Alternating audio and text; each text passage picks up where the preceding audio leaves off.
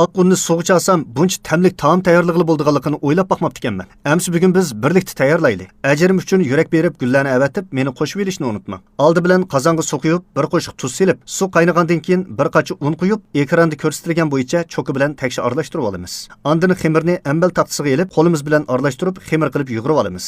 Ondan ekranda ko'rsatilgan bo'yicha uzartib, kichik parchalar bo'lib, qo'limizda yumloq shaklga keltirib olgandan keyin, ekranda ko'rsatilgan bo'yicha nepiz qilib yeyib olgandan keyin, tayyor qilib olgan xamirimizni qosqonga silib, ekranda ko'rsatilgan bo'yicha ustiga bir qavat may surkab, suv qaynagandan keyin kuchlik o'tda 5 minut dumlab pishirib tayyor qilib olamiz.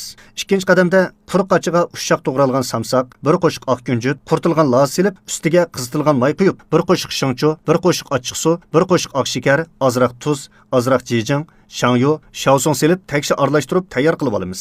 Qarang, xamir pishgandan keyin ekranda ko'rsatilgan holatga keladi. Ondan xamirni ambal ustiga ilib, ekranda ko'rsatilgan bo'yicha to'g'rab, taksiga chiroyli tizib, ustiga boya tayyorlab olgan qiyomimizni quyib, iste'mol qilsak bo'ladi.